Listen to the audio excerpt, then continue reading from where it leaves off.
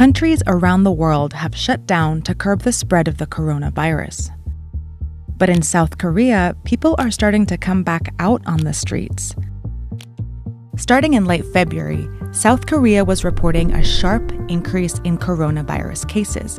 With over 5,000 infected, they were registering some of the highest numbers of confirmed cases in the world. But then something changed. While cases in most other countries continued to rise, Korea's numbers started leveling off. Look at how this curve starts to bend.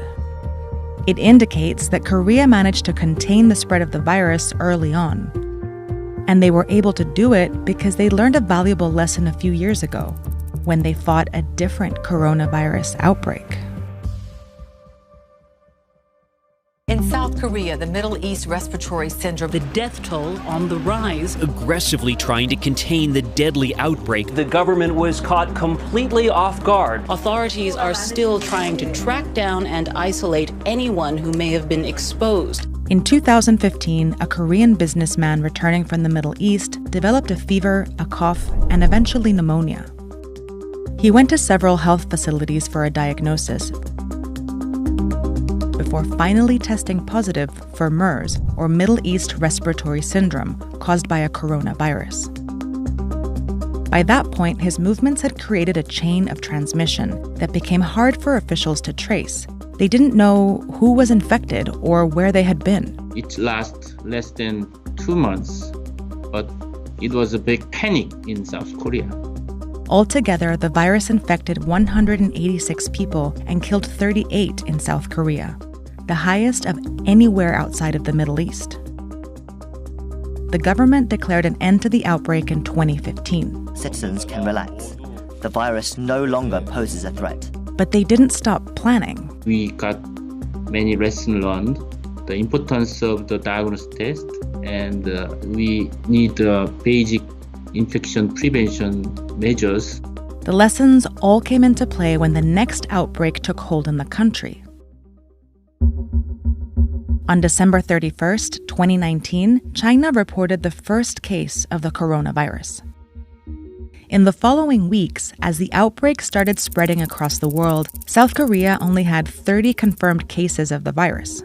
But despite the low numbers, health authorities had already started working with biotech companies to develop a test for the novel coronavirus.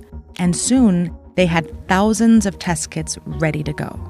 Lesson learned from MERS outbreak in 2015. First one is the diagnostic test is very essential. We developed a lot of diagnostic tests and distribute in every hospital. They prepared for the worst, and the worst quickly followed.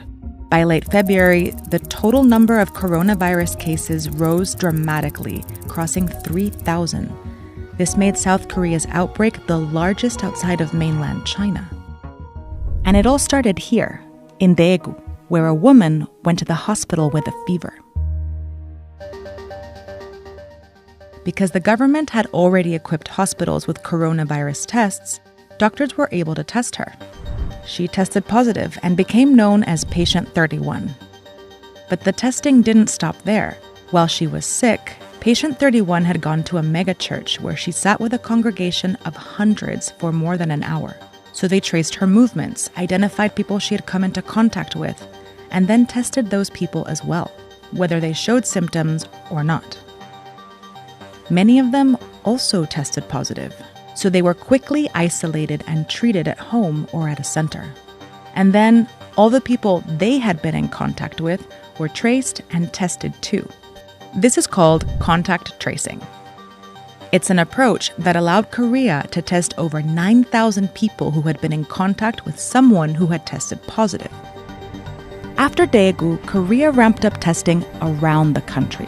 Private and national healthcare systems joined forces to set up a mostly free testing effort that includes more than 600 locations that screen as many as 20,000 people per day. Through this system, when anyone tests positive, the government is able to test and trace their contacts to continue to break the transmission chains of the coronavirus on a large scale. But that's just the human-to-human transmission. The infected person may have moved through the city, touching subway poles and door handles. and South Korea had prepared for this too. After the MERS outbreak, when they weren't able to trace the movements of the virus, Korea changed the law, allowing the government to collect a patient's data and security footage during an outbreak. All their steps are logged and then shared to alert people to stay away from the path of infection. If there is some confirmed case found near my office, they message via smartphone, there is a confirmed case near your place. He moved some place to another place. Be cautious. Websites and private apps compile that information, allowing everyone to see if a person with a confirmed case of coronavirus went to a pharmacy or the hospital or anywhere else. And they'll know how recently they went too. It's a means of checking the possibility of infection. Citizens are checking the coronavirus locations and are avoiding going to these areas. This information lets people know if they've crossed paths with an infected person, so they can go get tested for the virus. And contact tracing starts all over again.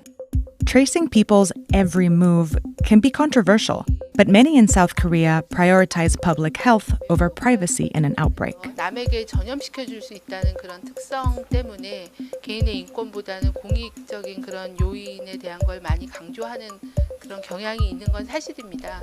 As a result, South Korea was able to test hundreds of thousands of people, more than any other country at the time. And this made it easier for authorities to see the virus, to see where it's located and where it may be lurking. This ability to find and treat infected people has allowed Korea to avoid aggressive lockdowns. And it's helped bend the curve of the outbreak that started out dangerously steep. For now, Korea has turned a corner, but they continue to be prepared. We are very cautious to prevent the second wave. Every day is the kind of state of war. It's that kind of vigilance that has set Korea apart in the coronavirus pandemic. But it wasn't the only place to test people aggressively.